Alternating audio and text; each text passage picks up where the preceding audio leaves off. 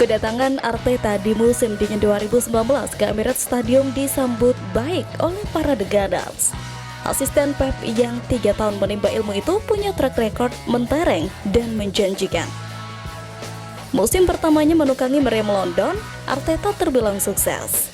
Ia berhasil membawa pulang Piala FA serta Community Shield. Perlahan tapi pasti, racikan Arteta pun merambah bukan hanya Liga Inggris, tapi sampai Eropa. Beberapa musim lalu sampai sekarang bahkan Arsenal dikatakan klub yang konsisten tampil impresif. Siapa sangka Arteta yang status manajernya baru kemarin sore mampu menantang perburuan Liga Inggris melawan mantan mentornya sendiri Pep Guardiola. Namun tampaknya musim ini pasukan The Gunners harus bermain ngotot demi puncaki tangga klasmen. Perobakan sangat perlu dilakukan dengan kondisi sekarang ini. Mikel Arteta telah mencoba Leandro Trossard di lini depan, bereksperimen dengan Mikel Merino, dan melihat Raheem Sterling kesulitan dalam perannya sebagai pemain cadangan. Jadi siapa lagi yang tersisa? Mungkin yang paling mungkin adalah Nathan Bautla-Oyedeji, pemain berusia 22 tahun yang melakukan debutnya di akhir pertandingan Liga Champions bulan Januari melawan Dinamo Zagreb.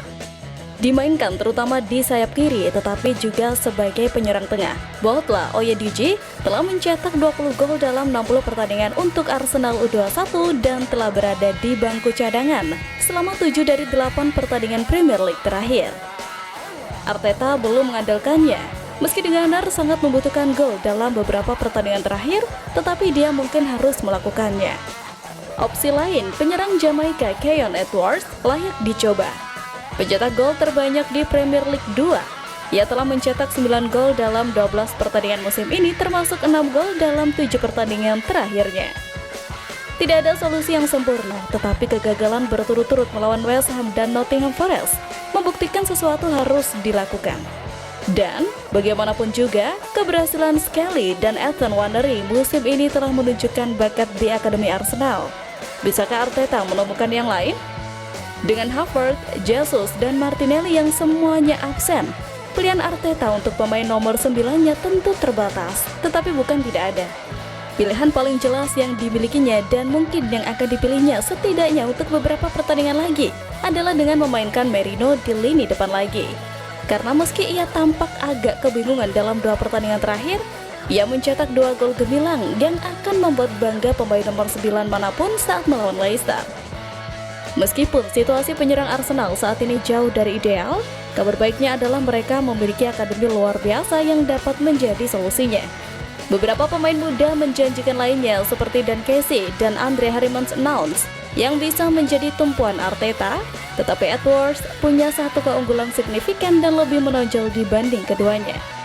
Namun Edwards tidak mungkin menjadi solusi jangka panjang Arsenal di posisi penyerang tengah. Tetapi dengan Merino yang kesulitan memberi pengaruh di sana, mungkin sudah saatnya bagi Arsenal untuk memberi pemain muda itu kesempatan pertama untuk klub. Ia pantas mendapatkannya. Seorang penyerang kelas dunia mungkin membutuhkan penyerang kelas dunia untuk bermain bersamanya. Jadi Arsenal harus mempertimbangkan untuk membeli pemain sayap dan gelandang yang lebih baik juga. Kualitas rekan setim seorang penyerang dapat membuat perbedaan besar dalam seberapa efektif dia di lapangan. Jika Arsenal ingin bersaing dengan tim-tim terbaik di Eropa, mereka tidak bisa hanya mengandalkan satu pemain untuk menyelesaikan semua masalah mereka. Striker yang tepat akan meningkatkan skuad. Tetapi sepak bola adalah permainan tim, dan keberhasilan bergantung pada keseimbangan di semua area lapangan. Lini tengah harus menciptakan cukup banyak peluang, dan pemain sayap harus menyumbangkan gol dan assist secara teratur. Merekrut penyerang kelas atas tentu akan menjadi langkah ke arah yang benar. Tetapi jika Arsenal gagal memperkuat area kunci lainnya, kesulitan mereka bisa berlanjut. Keputusan perekrutan klub musim panas ini akan sangat penting dalam menentukan apakah mereka akan mengambil langkah berikutnya menuju persaingan gelar yang sesungguhnya atau tetap berada di bawah tim terbaik. Seakan kerumitan tak kunjung usai, Arsenal kini dihadapkan penyesalan ganda. Bagaimana tidak, Mika Bierets melanjutkan awal gemilangnya di Monaco dengan 3 gol lainnya pada hari Jumat. Sekali lagi mempertanyakan keputusan Arsenal untuk menjualnya. Pemain berusia 22 tahun itu mencetak ketiga gol dalam kemenangan Monaco 3-0 atas tim yang sedang berjuang di Liga 1. Hebatnya itu adalah hat-trick ketiga Mika Biereth secara berturut-turut di kandang Monaco.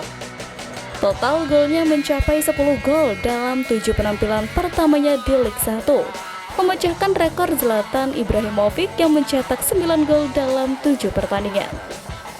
Terlebih lagi, Mika menjadi pemain Monaco pertama dalam 50 tahun yang mencetak 3 hat-trick dalam satu musim. Sekali lagi, ia melakukannya hanya dalam 7 pertandingan Liga 1 dan 10 penampilan di sebuah kompetisi. Tentu saja, tak seorang pun bisa meramalkan krisis cedera Arsenal saat ini. Tetapi sungguh mengherankan bahwa Mika Biereth meninggalkan London Utara secara permanen tanpa pernah tampil satu kali pun di tim utama di bawah Mikel Arteta. Setelah dijual oleh Arsenal, Mika Biereth tampil mengesankan di AS Monaco. Sementara Gunners sedang mengalami krisis striker dan harus menggunakan solusi sementara.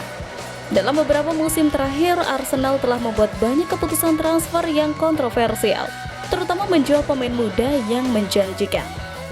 Hal itu makin terlihat saat The Gunners mengalami kekurangan pemain akibat cedera, sehingga memaksa pelatih Mikel Arteta mencari solusi yang tak sesuai rencana awal. Melihat penampilan impresif penyerang Denmark tersebut selama ini, penjualan pemain yang tergesa-gesa oleh Arsenal ini membuat banyak penggemar mempertanyakan rencana transfer klub. Menaruh kepercayaan pada nama yang menjanjikan tampaknya lebih baik daripada melihat Raheem Sterling bermain setiap minggu. Kekurangan pemain saat ini telah memaksa pelatih Mikel Arteta untuk melakukan tindakan nekat, bahkan mempromosikan pemain muda dari akademi ke tim utama.